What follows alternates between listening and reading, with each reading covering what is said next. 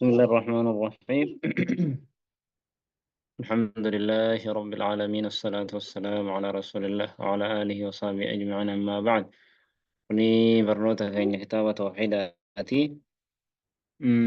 بقولنا أن تيراجرو كتا صدمي سغلفا باب قول الله تعالى بامني كوني باب إيكا جتا ربي ألتئتي نربتا جتشو. Amma baaba dubbachuu deemnu kana keessatti baaba isa jira dabreen hariiroo walitti jabaa qaba. Maaliif baabni nuti kaleessa dabarsinee murtii nama culamaa'ii moototii waan rabbiin haraam godhe halaal godhe haraam halaal godhuu keessatti dubbanne. Kunis immoo baaba kana keessatti ka dubbannu nama gara rabbiif rasuulaa hin ta'initti murteeffatuu barbaadu irratti inkaaruu isa sanaa jechuudha. Kanaaf rabbiin alam tara yaa nabi Muhammad silaatiin agarree beekumsi kee hin geenye yookiin ilalladhiina yazcumuun gara jarichaa jedhanuu annahum isaan aamanuu amanne kan ofiin jedhan bimaa unzila ilayka waan gama keetti buufametti wamaa unzila min qablik waan siin duratti buufametti illee amanne ka jedhan.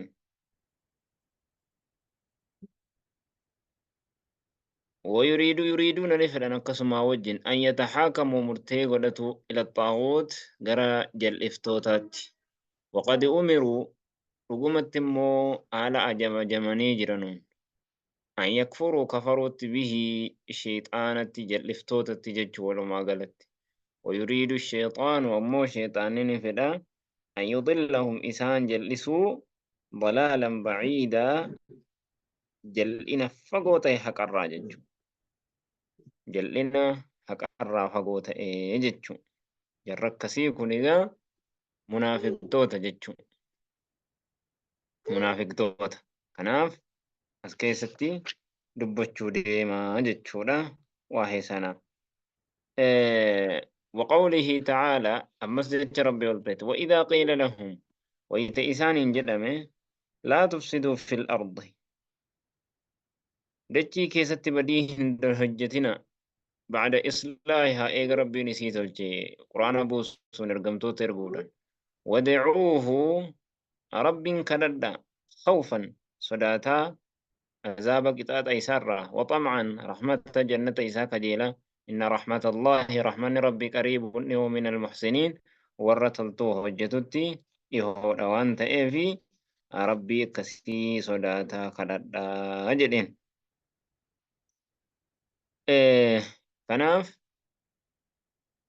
badii hojjechuun dhorkaa akka ta'e hime jechuudha. Sanarraa bira dabarfanne waqawlihi ta'ala gaddebis bira dabarfanne gochuuf ammas bor waqawlihi ammas jecha rabbii ol ta'eeti وإذا قيل لهم لا تفسدوا في الأرض wayita isaaniin jedhame biddii keessatti badiin hojjetinaa wayita jedhame قالوا نجدا إنما نحن برنتي مصلحون تلشو جرة تلشو جدا. وقوله تعالى حمس ربي قلتيت ولا تفسدوا في الأرض دجي كذا بدين هجتنا بعد إصلاحها إيق ربي نسيت الجي ودعوه إسوا مدى خوفا صداتا وطمعا كجيلا إن رحمة الله رحمن ربي قريب نهو من المحسنين ورا تلتو هجة التليهون dachii keessatti badii isaan hojjetan imaan irraa sobuu gayyii nama ganuu nama kayyanu kana sifaata munaafiqtootaati jechuu isa kana akkasuma gara nama biraa murteeffatuudhaanis dachii keessatti badii hojjetan yeroo rabbiin gabbaran immoo sodaataa kajeelaa jechuu maal sodaatan azaaba isaa sodaataa qixaaxa isaa sodaataa akkasuma immoo rahmata isaa kajeelaa jannata isaa kajeelaa mu'mintoonni jedhan yeroo duniyaarra gaafa biyya addunyaa jiru sodaa heddummeessutu isarraa barbaachisa jedhan haala muuminaarraa yeroo addunyaarra jiru xam'ii kajeellaarra sodaa heddummeessutu irra barbaachisa jedhan gaafa immoo gara aakiraa gad deemu gara qabrii deemuudhaa ka'ee kajeellaa heddummeessuutu irra jaallatamaadha jedhan lameen osuma jiru. وقوله تعالى المسجد ربي قلت إيتي أفحكم الجاهلية سلا اسم مرتي أمة ولالا أمة أفحكم الجاهلية سلا مرتي جاهلية أمة ولالا يبغون بربادني إسان أكا جاهليان إسان مرتي ستو بربادني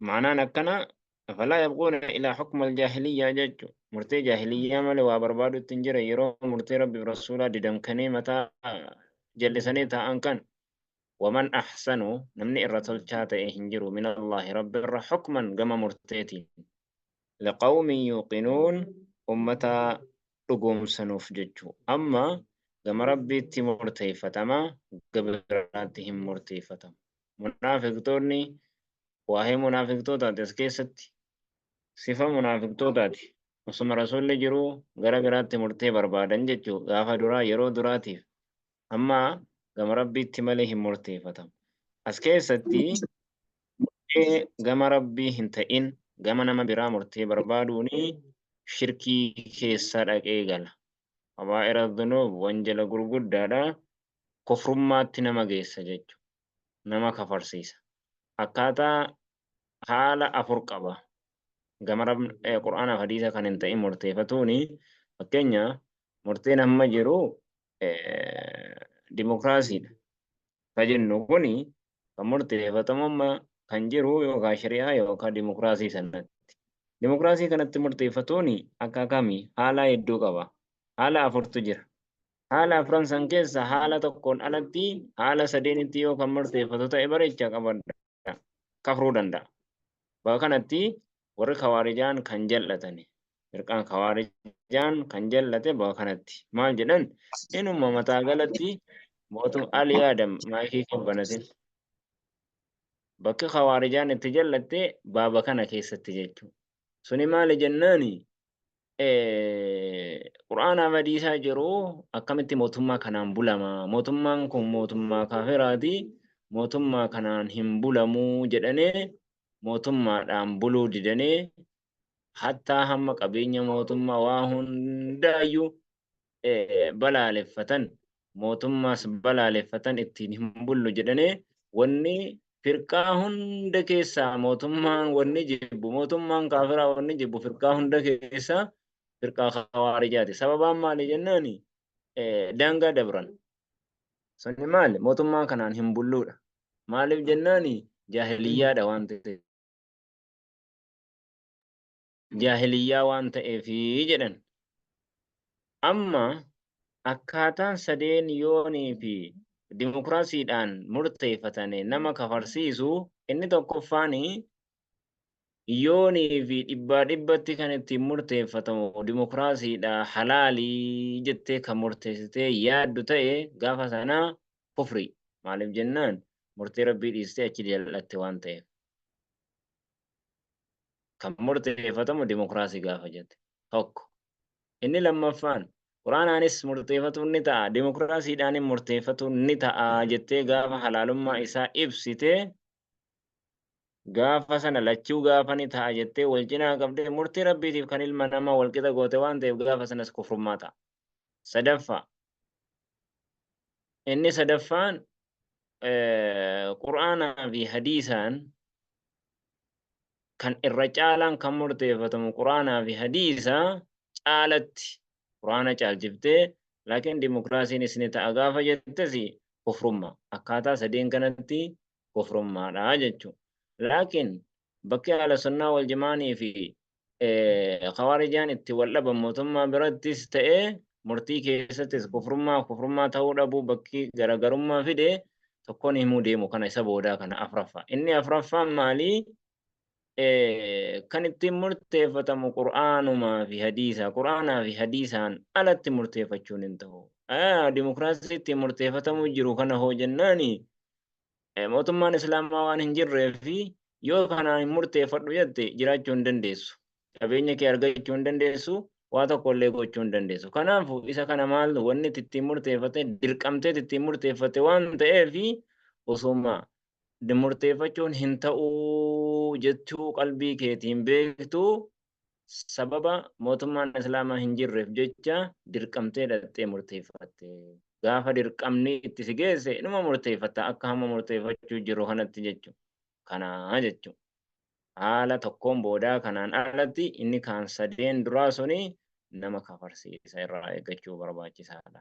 وعن عبد الله بن عامر رضي الله عنهما أن رسول الله صلى الله عليه وسلم قال لا يؤمن أحدكم تكوك سنين أمنوا إيمان قوتوته حتى يكون همة هواه في الإنسان هندي تبعا ديما لما جئت به وانتين أففانا.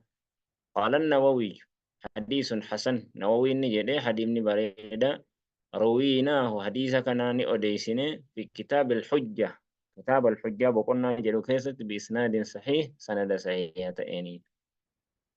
وقال الشعبي شعبي نجد كان نتئه بين رجل يدو قرباتكو من المنافقين منافق توت الراكتين كان نتئه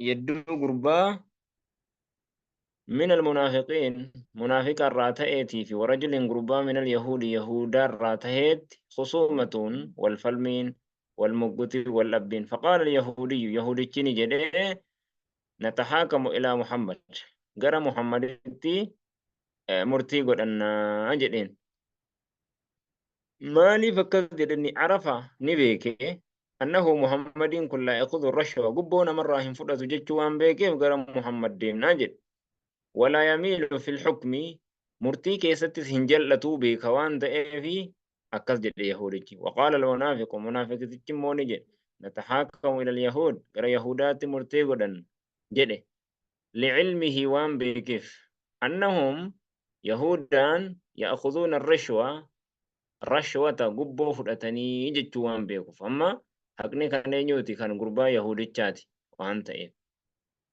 ويميلون في الحكم مرتي كيستني جلتني جتشوان بيكو في قرى يهودا قد أنا جدين فاتفقا وليقلا على أنهما إسان لمان يأتياني دفور التمر وليقلا بودر كاهنا راقدو وهيت في جهينة قبيلة قص جهينة جدام تكيست فيتحاكمان إليه قرسات مرتي قرأة. فنزلت هذه الآية آياتين كنا كست بوتي ألم تر سلن قر أتيانا بمحمد إلى الذين يزعمون قر ورين جدنوا أنهم آمنوا نتي أمنك جدا بما أنزل إليك وان قر كتبوا فمت وما أنزل من قبلك وان سندرت اللي بو فمت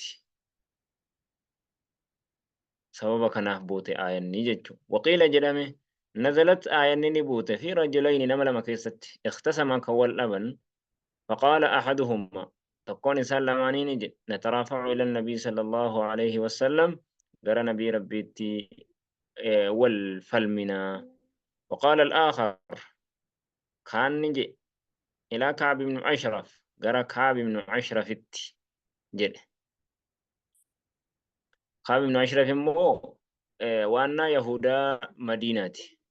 ثم بعد ذلك إيغا سنبودا ترافع والفلمن والكسسن إلى عمر بن الخطاب قرأ عمر بن الخطاب فذكر له عمر بن دبة أحدهما تكون سلماني قصة أدوان الرو الأبن.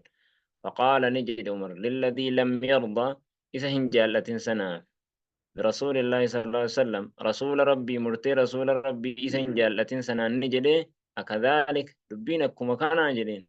قال نعم إيه جدين. فضربه بالسيف سيفي داني سده فقتل وقت أجيس مال الجنان مرتي رسولا جب وان تئف فنزلت أكست آية نبوت جتشونا. لكن سنة كيسة تثبوتو إسا كيسة تثبوتو آية إسا لماني فو بؤودا دعا جتشونا.